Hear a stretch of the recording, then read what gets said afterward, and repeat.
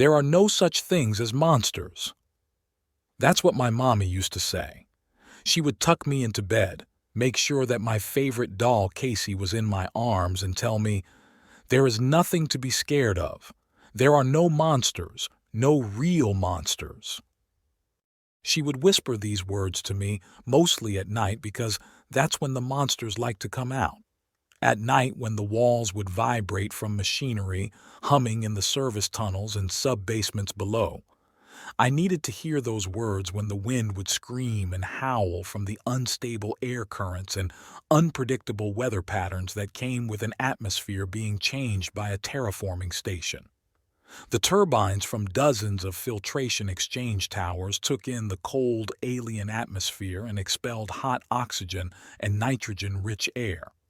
Just like the rhyme my daddy would sing with me, bad air goes in, good air comes out. I would need reminding one more time when the giant atmospheric processing station brought the rain by releasing electrical discharges into the clouds. That was when the monsters scared me the most. The lightning and thunder was the sound they made when they tried to get inside. The wind was the monster's voice, and the rain was its nails, clicking and tapping at the windows of my living quarters. My mommy would come and make it all better and say, "There are no such things as monsters." Monsters killed my mommy and daddy. Monsters are real, they were real, and they were here. The grown-ups promised they would keep us safe. They told us everything would be all right and help was on its way. They lied. Our little settlement was so far away, it would take up to 2 weeks for the nearest outpost to reach us. The monsters were clever and patient.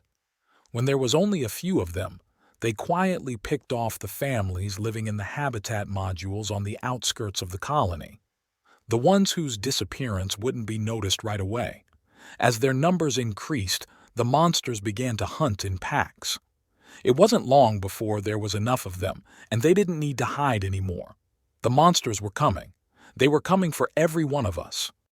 The central air processing station was just outside the colony's perimeter. It was the primary terraformer and control center for the other automated terraforming substations that were spread across the small planet's surface. Most of the grown-ups spent most of their waking hours here, including my mommy. They were all doing their part to make this tiny world breathable.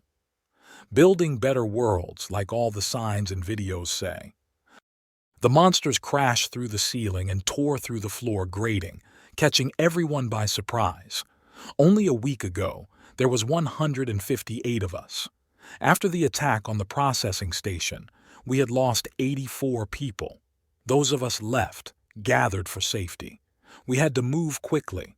We knew what the monsters did to you if they took you. We knew that for every one of us taken, their numbers would grow. We knew we didn't have much time. The monsters grew so fast. We learned that from my daddy. He was the first. They thought I couldn't hear. They thought I wouldn't know. But I saw it all. When my daddy started screaming in pain, they took him to see the doctor. I followed them. The grown-ups may have ruled the corridors and hallways, but the kids owned the vents and shafts. That was our playground. Was where we would play games like Monster Maze, and I was the best. The other kids were jealous because I could fit into places the others couldn't. They also couldn't memorize the turns and corners like me. I could go anywhere in the complex and never be seen. Not once. Finding my way to where they had taken my daddy was a breeze. I didn't have to rely on my memory of the winding and turning tunnels of the ventilation system to find the correct room. The screams echoed loud and clear. I followed the sounds to the grilled screen that would allow me to peer into the medical compartment. I made myself look, but in the end, I closed my eyes to the horror. The screams hurt my ears. He was in pain. A deep snap of bone startled everyone in the room, and my daddy grew quiet and still. Suddenly, I could hear his body thrash and convulse violently. The medical personnel tried to hold him down, but the convulsions were too strong. People gasped and screamed at the sound of a loud crunch and snaps, followed by what sounded like a bucket of water spilling to the ground and spraying the walls. My daddy's screams were no more than wet gurgles by now, and then I heard it. A loud and piercing screech came from something in the room, something that was angry, evil, and alien. It hissed loudly and scurried violently in the opposite direction, knocking over tools and equipment as it made its escape. The last of us gathered in the safest place left, the primary operations center. My daddy once told me it was the very first building in the colony. The original settlers had lived in here back when they couldn't breathe the air, and the operations center's thick walls and many pressurized doors protected them from the freezing temperatures and poisonous atmosphere. The adults put the kids in the center of the complex on the top level. They said the medical section was the safest place for us. We listened as the grown-ups did everything possible to block off entryways, weld shut each blast door, and close off every service tunnel. All access points were barricaded, and all the main entry gates were sealed shut. When all was said and done, there was nothing left to do but wait in the silence and fear the approach of nighttime, because everyone knows that the monsters mostly come at night, mostly. The planetoid rotates once every 57 hours. That makes for a very long night. Here, when the darkness falls, it feels like it will never end. The monsters didn't come the first night or the second night, but they were there. Their large bodies pressed and slid against the outer bulkheads. Powerful talons scraped against steel, and drooling jaws extended and clenched. A piercing shriek would call out and echo in the distance now and then. The monsters' cries would startle us, causing screams of fright and tears from most of the children. We continued to wait. It started on the third day with a metallic thunk, thunk, thunk from the north gate. It echoed throughout the corridors. Anything not bolted down rattled and shook. I could see relief wash over some of the adults' faces. The waiting was finally over. The beating at the massive door 3 levels down grew louder in intensity. The children were gathered and hurriedly rushed into one of the unused isolation medical bays only used for storage. I didn't like this room. Even though it housed many rows of containers and equipment, there were no vents or shaft in here. There was no way to escape. We watched from the monitoring station that had been set up within the medical bay. The adults began readying themselves. Most had small handguns and charges used for geological excavation. There were even a few crude flamethrowers. The strikes to the massive door became relentless. The pounding grew louder from massive blows now coming from the west gate. The monsters were slamming into the steel door so hard and so fast I could swear I felt the floor vibrate. They screamed with such anger from behind the barriers that blocked their way. The sounds of pounds and bangs became deafening.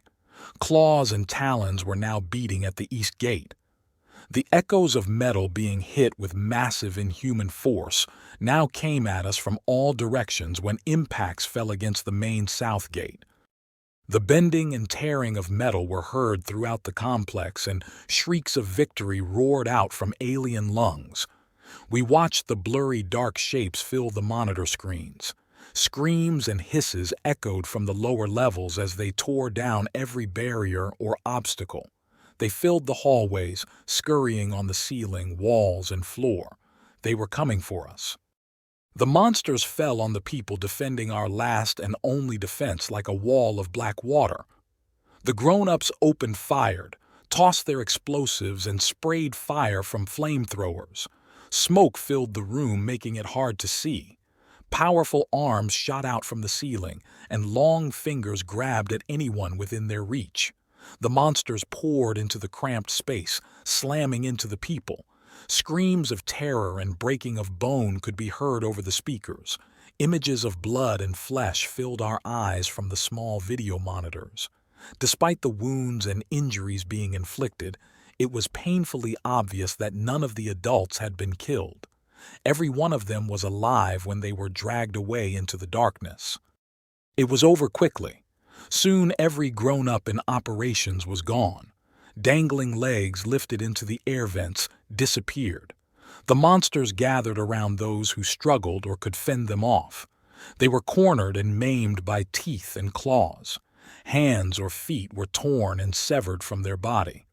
Obviously, it was easier to manage and carry off their prey if it was crippled.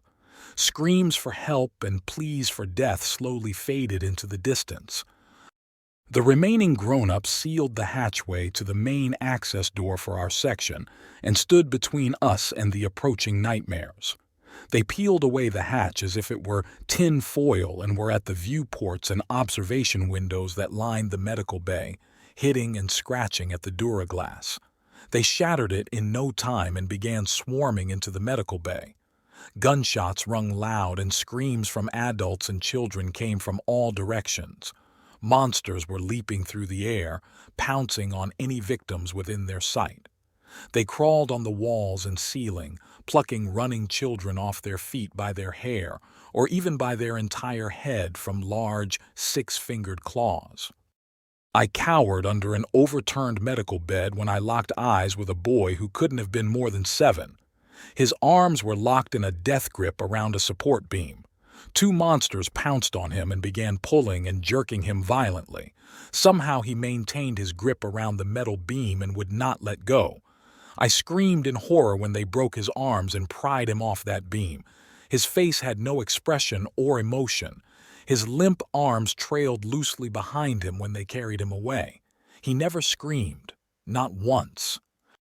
A woman flew across the room, smashing into a large fume hood to the right and rear of the large room. Her broken body lay over the destroyed workstation.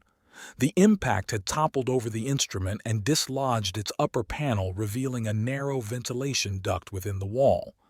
In a flash, I remembered the school day trip last month to see the scientists. It was the same type of instrument, the one used for dangerous chemicals. It was a duraglass enclosure with 2 access openings for the hands. They would stick their hands through the access points and pour their chemicals from the inside without breathing the fumes. The scientists said the fumes were then removed from the complex by the exhaust fans. I got to my feet and dove for the tiny opening. 3 monsters hunched on all fours charged from the destroyed viewport. I entered the duct only to discover it immediately went from ground level to a vent that went straight up the wall. I pressed my body as far as I could to avoid the claws that were reaching in for me. It pushed itself relentlessly into the small opening, wedging itself further into the duct. The slick coat of slime glistened on the claws that were inching closer. The tips of its nails were nicking my clothes. I could feel the pull of the fabric grow firmer each time before the threads would break. I had one chance. I stood and placed one hand on each side of the vent, hopped off the ground and pressed my feet against the walls to hold me up. I shimmied up the shaft bit by bit. Carefully, but as quick as I could manage, I had made it more than halfway up the duct's distance when the scraping and beating of claws filled my ears from below. When I lifted myself into the junction, I twisted myself into the opening and briefly, my eyes fell on the monster beneath me. I had never seen one this close. Its arm was extended and wedged under its massive head. The elongated head was cocked at an abnormal angle to face me. Transparent lips were quivering and curled over long and shiny fangs. Thick, clear drool poured out of its open mouth. It didn't even struggle anymore. It just looked at me. It had no eyes, but it still looked at me. A low and deep hiss began to build from within its chest until it was a piercing shriek. It was speaking to me. It was trying to tell me something. It was screaming it hated me. I turned from the shrieks of rage and quickly made my way into the ventilation system. It wasn't long before I knew exactly where I was. I disappeared into the network of ducts, shafts, and pipes, the maze I knew so well. I have been all by myself for 2 weeks now. This tiny sub-compartment cradled in an entanglement of pipe and support strut beams of the environmental control system has become my home. The ventilation fan spins above me. The monsters keep their distance from its blades. The metal beams and large pipes keep me far out the reach from any monster's claws. I only leave my haven to scavenge for food. I avoid the main conduits in the ventilation system and stick to the smaller secondary shafts where the monsters cannot fit. The monsters rule the corridors and hallways, but I own the vents and shafts. That is my playground. That was where I used to play games like Monster Maze, and I was the best. The monsters are angry because I can fit into places they can't. I have every turn and corner memorized. I can go anywhere in this complex and never be seen, not once. The monsters can't see me. Monsters. My mommy used to tell me there were no monsters, no real monsters, but there are.